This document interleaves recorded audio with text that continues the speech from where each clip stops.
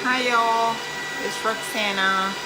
Roxana with Creations by Griffin. I know it's kind of loud here because as you can see I have my Glowforge back here making a name, but I wanted to come up and kind of show you guys how I create my files under Adobe Illustrator, just so you guys can have an idea how to do this.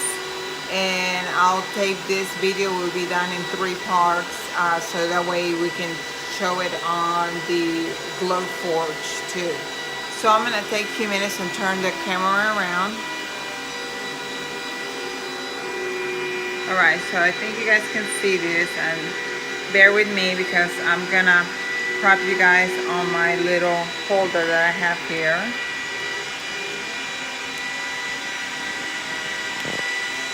And hopefully not disconnect you. Okay.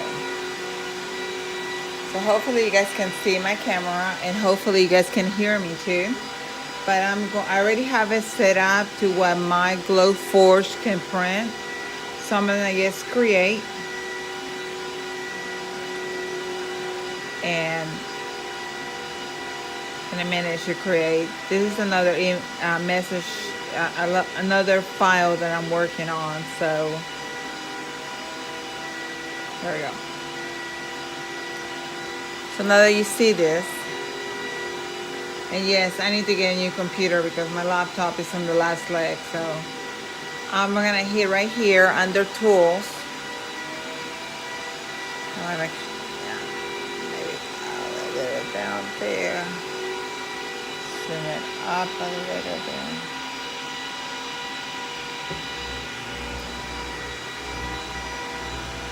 Trying to focus more there. Okay, so I'm gonna click right here where the arrow's at, and then I'm gonna click it on the screen.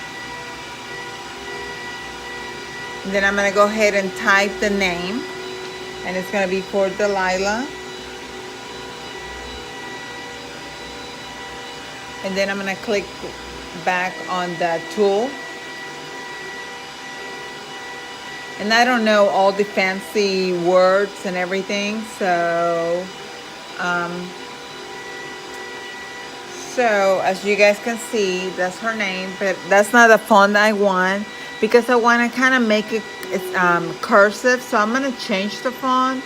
So while this is highlighted, I'm gonna go over here to my font family, and I'm gonna use the drop box. And then if you guys can see on my screen, it kind of already has like the style I want, and that's the one I want. So I'm gonna go ahead and select it.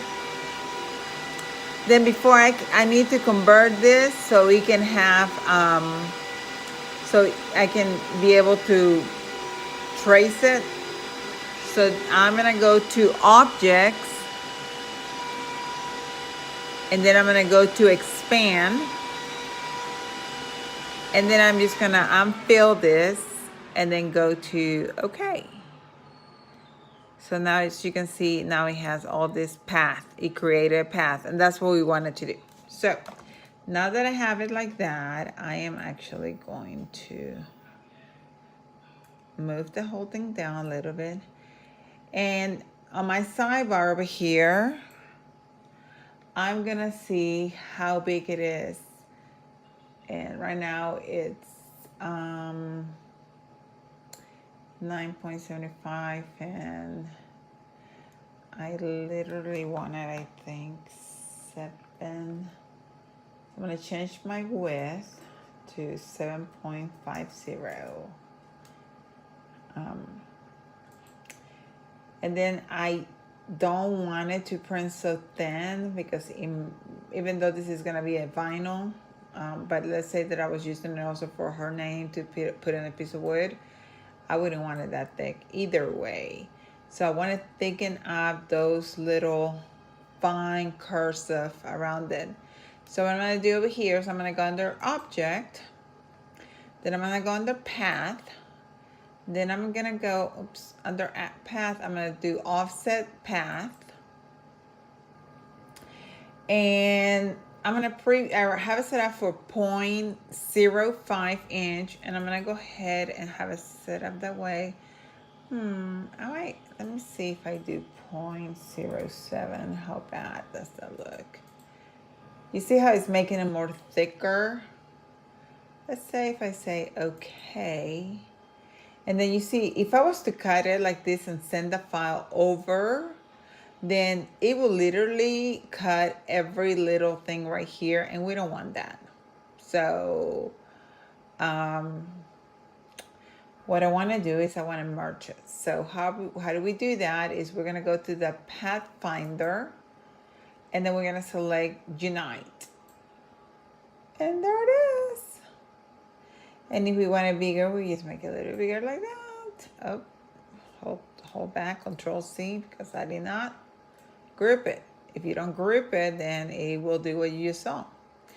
Actually, then group, and then group, and unite. Okay, so now holds all together. So that's how it's gonna cut. And I don't like this finishing right here between the A where I'm highlighting. So you can go in there and you can, I can undo everything and say, never mind. I don't want to do it that way. So I'm going to go ahead and change it. And skinny again. And before I go and make changes, I might want to ungroup this.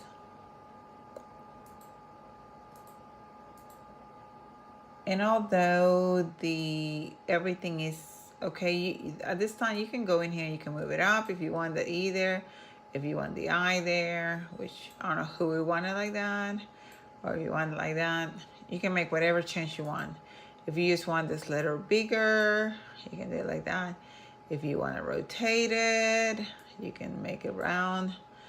Whatever you want to do with the font. I don't want none of those changes, so I just do Control C. That's a shortcut to put it back how it was. So, oops, not Control X. So, okay. So all right, it went too many. I want to ungroup it. The first thing I want to do is I want to make sure that I touch the E and the L together, because I do want this to be all one letter. I don't want it to be split up in two. So then I might want to make this a little bit bigger like that. I'm sure there's many other ways to do it. This is the way I had taught myself how to do it. I didn't go to school for graphic design or anything. I have ventured this by myself, and I just figured that if I can learn it, you all can. So, all right. So you can see now that I want all those letters together. I don't want nothing to be separate, but I don't like this skinny here. So I might have to move my A and make my A a little bit bigger, a little bit longer. And you can always also make these little things smaller, bigger if you want to. But guys, I don't go through all the headache. I basically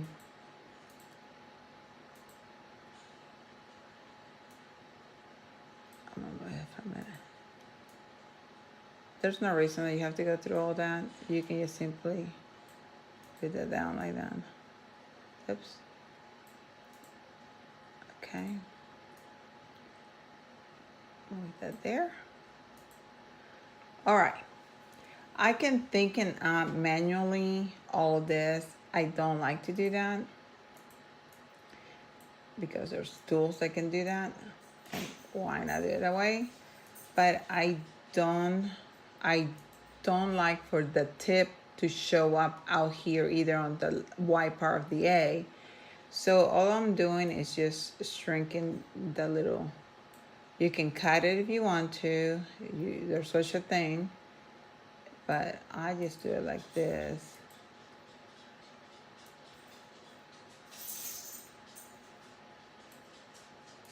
Of course, you know. Now that I'm making a video, you can hear my dog out there walking. And it never fails. All right. So I think I'm happy with that. So I'm gonna go ahead and group it. And then I'm gonna go and do the path, offset the path. And I don't think I wanna do it that big. I think I just wanna do 05. Let's do 05. Let's preview it. I like that. And then I'm going to, there we are. That's it. So now I'm ready to print it off. Oh, no, I'm not. I'm group. I have to always group and then do path. Now, there we are. Okay, so then I'm just gonna save it. So I have file, save as. It's a customer order, and I want to change it to SVG, but you can save it in all this. What it works with my Glowforge is a lot easier for me to use SVG. So I'm gonna go ahead and use that, and I usually label it. If I'm doing names, I'll, you know, label the name. So it's gonna be Delilah.